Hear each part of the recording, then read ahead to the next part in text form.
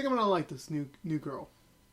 Hey everyone, this is Joe from ActionX, and welcome back to What's on the Tube. I really miss doing this. I really do. You have no idea how much of a hell it's been the last week not being able to watch this. But thankfully it's over. Again, I want to apologize that I was unable to get this done in a more timely fashion. It was just been a very multitude around of reasons. If you watch the update video I just posted yesterday, you'll figure out why. But anyway, let's get down to it. So I'm going to play catch up. I'm a little bit late, but I need to get my thoughts on this episode because the next episode, it wouldn't make sense for me to jump back into, so bear with me. So, this week, I'm reviewing The Rookie Season 2 episode. Oh my god, I forgot which episode number we are. I think we're up to 4. I think we're 4 or 5. I apologize if I don't know. I literally did not read I didn't read what episode number this was. But anyway, this episode honestly did temper my expectations a little bit since the way the promo, again, the whole running theme with me and The Rookie is that the promos never entirely give me a solid idea what the episode is, and that's a good thing. It makes me want to tune in to see the episode. But for this week's episode, last week's episode, the episode was focusing on the new TO, Talia Bishop's replacement, Harper. I forgot her first name, so I'm just going to call her Officer Harper until I remember it, or maybe next week. So that was the whole thing. Like when they were announcing that this is the new TO. This is John Owen's new TO for the remaining of the season, and I was like, is it really? Because as many of you know, if you've been like sticking around since the beginning, my opinion, my theory was there was going to be like a very running gag for the whole season where they were going to they're just going to keep finding a reason why Nolan has a different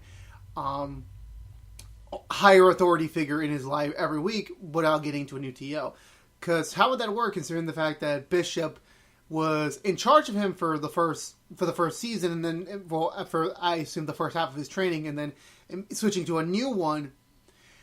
I honestly thought they were going to do this very quickly, and the fact that we're still in the beginning of the season. Don't get me wrong, so we're still a little early on, and they were able to they found a reason where it's like I had a preconceived notion of this character, where the promos, from what I was assuming, was that okay, she's a bad seed, she's not going to be good. By the end of the episode, she's going to be out. And they did not. And before I continue, there will be spoilers for this week's episode of The Rookie. If you haven't watched it yet, please do. But if you're clicking this, you're obviously probably want to hear my thoughts. But just warning you, there will be some spoilers. So this episode, the theme was that Nolan's finally had his new TO. Her name is Harper, Officer Harper. And the way they introduced her was so different. Because, I never expected her to be the waitress thing actually threw me out because I honestly thought this was for the first minute I'm like, this is kind of a weird waitress, but then I realized, oh, this is how they're gonna do things, and already it's like I feel sorry for Nolan. He never when it comes to his permanent training officers, it never begins well, and obviously not. I honestly looking at her this is just a Bishop replacement. It's just a way. But then as the episode progresses, the episode begins with her painting her in a bad light. But the more you begin to know about her, it's is she good? Is she not? But then once you get to the end, it's okay, I understand where she's going, and I totally understand why this character is the way she is, but I'll get to that in a moment. Let's get through the running side plots. It's been a week. I'm forgetting names again. So Chen and Bradford's thing this episode was that, again, I'm pretty sure I'm throwing this. If you've been following me since the beginning, I had this running theory where it's are the writers trying to set up a Chen Bradford thing? Because some of the earlier episodes kind of had some weird scenes that kind of points into that direction, but this episode it definitely no, they're just friends. They're it's a professional relationship, as Bradford is now officially dating her best friend from the last episode. There's sort of a thing, and I don't understand how. But then again, opposites attract. You never really know. This is in the Bradford's Love Life show. It's The Rookie. And it's ironic her birthday, and now as like it does paint a really good question. Like, if you're recently dating, like if you're just starting a new relationship and their birthday's literally right around the corner, do you do the whole romantic gesture and like get her a present, or it's like, no, it's too soon, you can't really? That's honestly a really good question, and a puzzling one that I always ask myself. Well, not personally, but it's like asking for other friends. And the way they handled this episode was that even though that was kind of very minor, they were involved in the main plot of the episode. They were still able to keep that going a little bit. And it's like, it's very cute. It was a very cute conclusion. And do I think Bradford and his new and Chen's best friend gonna make it? I really don't know. This is the rookie. I can't predict anything. They make a cute couple. Will that be the sort of like they're going to be together? I really don't know. It's up in the air right now. We'll see how the season goes. On the Diaz and I forget, and the West Side. Yep, got it last minute. On their side of things, they were tackling on another unexpected like thing that I would never have think of, and I'm really giving the writers a lot of credit for like coming up with these scenarios where, at least for me, like I don't watch a lot of procedurals, nor do I actually watch any cop shows. So I don't know like what the general like what like a lot of crime is, even though my major in college is criminal justice, so it's like I should know, but I don't. But they put themselves in very unique circumstances where, in this case, Diaz is dealing with this homeless woman who she wants to help, but then she realizes that there's something about her that's a little bit off. Turns out she actually, supposedly then it was revealed later on, she was part of a hit and run where she hit someone, she paralyzed her, and that kind of messed up her life.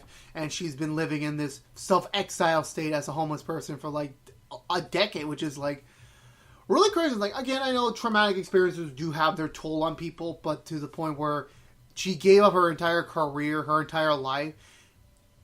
It does happen, and I really felt for this person. But then when we get to the other side of things with the victim, I really felt sorry for her because she lost her she can never walk or run again, and it really sucked. And it does play to the side of things where it's like there are two sides to every story. Yes, there's this homeless lady.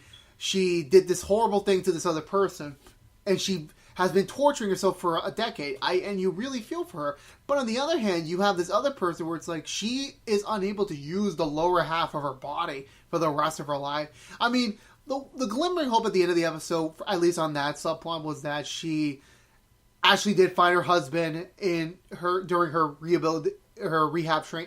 I can't speak English. Sorry, rehab. And she has kids, and she has a family, and she's happy. And one could say, well, she wouldn't have had that had she not had the accident.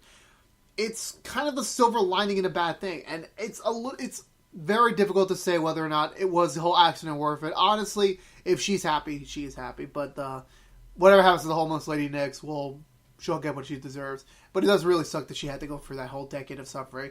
I mean, everyone suffered in this matter. It sucked. We also got to know a little bit more about Diaz's backstory. It sucked that Bobby / Iceman was not in this episode. Sad. It was very sad. And with Diaz, it's like she gave another backstory, another piece of her backstory where when she was younger, she had a boyfriend that they had a fight, and then she ran away from, and then he got into an accident after he got drunk, and he died. So. It kind of made me feel for all sides of the story. It was a very nice subplot, and it's another step forward that Diaz is slowly growing. Like she's slowly accepting her older parts of her life to accept this newer future, wherever she goes next. And I really liked it. Now back to the main plot. So the new TO. Sorry about that. That was my phone. My phone's over there next to the camera, and I forgot to remove it. But I'm not gonna bother. I should take a shit. Okay, never mind. Anyway, so back to the main plot. So we got this new TO. Her name is Harper. Harper? Yeah, Harper. She was a former detective. Now back to her whole arrival definitely has shake some things up because no one was expecting this hotshot undercover detective to go back to being a patrol officer. That's a big demotion. And at first it's is there ulterior motives at play? Is there something else going on? Is there something shady about her? And she's very different from Bishop. Like, they make that perfectly clear in the first opening minutes. Like, this is not a Bishop replacement. She's very much her own thing. She's more aggressive. She's more specific. And, again, it's great to have different types of, like, authority figures while you're still in your growing up stage of your career. It's great to have different voices, different opinions on things, because it does definitely open your eye. Like, okay, things don't have to always be like this. It could be like this, but still following the same guideline in the way. But another thing was that when they were introducing her methods, it was definitely not the norm for anyone. But and then even like by the end of the first 20 minutes, like, okay, they're going to come. Like, for me, it was like they're going to come. There's going to be something bad that happens. She's going to get busted. She's going to get fired, and then we'll return to Nolan teaming up with another random guest star of the week. But it wasn't like that. It really it wasn't. It was.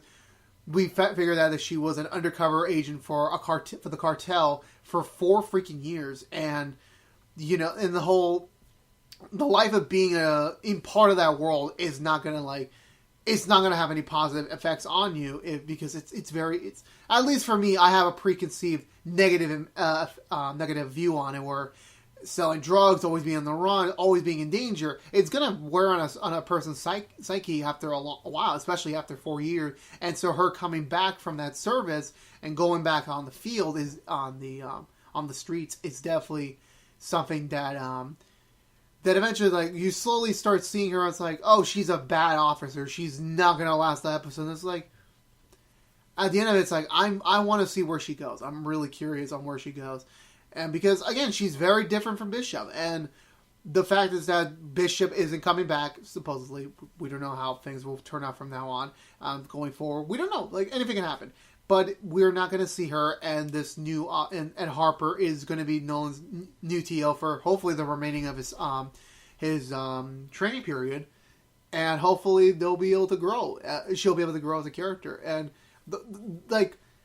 I love Nolan so much, where it's like, Nolan just feels like your typical protagonist, where it's like, when he meets a new person who has problems, he's always providing the advice, always providing the bright lights, like, and people look at it and it's like, I could be better. And that's the thing I love about Nolan, that he's able to do that.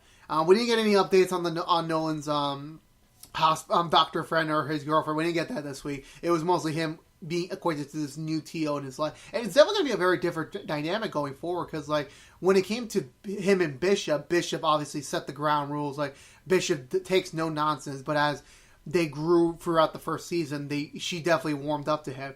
Now he's back on the ground zero again, but this time, he's the one not taking anything from her, because he's been experienced in this department before. She's coming back into things.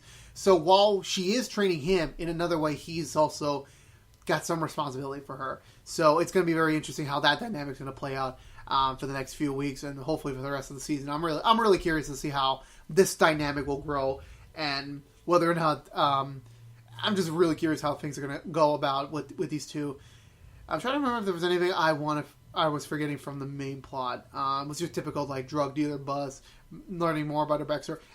So before I end it off, like, the last thing about this episode was that we got to figure out that she's actually got another layer. She's got other problems. It's not just like her being, and it's also showcasing another thing that I wasn't expecting, where because of her career, she had to be away from her own daughter, from her own husband, and that definitely grew like a lot of negative emotions into them. And they got a divorce, and he got custody, and she has to be she has to play child support, and she hasn't. So it definitely, like, we're seeing, like, even in this first episode, like, she wants to be better. She wants to be the better mom, like, a better mom for her daughter. Where I'm presuming she hasn't been in her life in a long time. And so it's going to be very interesting. Like, will she continue to improve herself, or will there be cases where she's going to downgrade? Because we don't know. We don't know what direction. Like, this is law enforcement. You never know where things are going to go. And again, I'm very excited to see where they take her character next. As being now she's the new cop in town. She's not really new, but she's new in this department. She has established all these existing relationships. So I'm very curious to see how she's going to shake things up going forward with the rest of season 2. Overall, I really enjoyed this episode. This was a very, very long week of waiting to see this episode, and honestly, I'm very happy that I finally got around to it. because I was debating, like, should I just watch it? But it's like, I want to keep it fresh in my mind. I want to keep it, like, I don't want to, like, be blabbering, like, did they do this? Did they do this? I wouldn't remember. But I'm very happy I did. And I will be back tomorrow, thankfully, for the next episode. Like, I saw the promo for the next week's episode, for the next episode, and I was like, hot damn, I want to see this episode now. And I just realized, hot damn, this episode comes out tomorrow. And I'm very excited. So, without ado, I give this episode 2 thumbs up. So far, season 2 has been great. 4 or 5 episodes in. Oh, God, I forgot already. Anywho, that's going to do it for this week. So, if you were unaware, you were watching What's on the Tube. I was reviewing The Rookie. If you just woke up from your nap, I hope you enjoyed it. But if you have heard me out, thank you so much for watching. Please subscribe if you haven't. Like the video. Share it if you want to. I will be back. So, I'll be back tomorrow for the next Rookie episode. And then we'll be back to our regularly scheduled programming in terms of schedule-wise. And then in terms of the next What's on the Tube. So, again, it'll be the newest Rookie episode, and then we'll be back on Nancy Drew after that, and got Doom Patrol at the end of this week. But enough about that. Please have a great day. I'll see you guys soon. Peace out.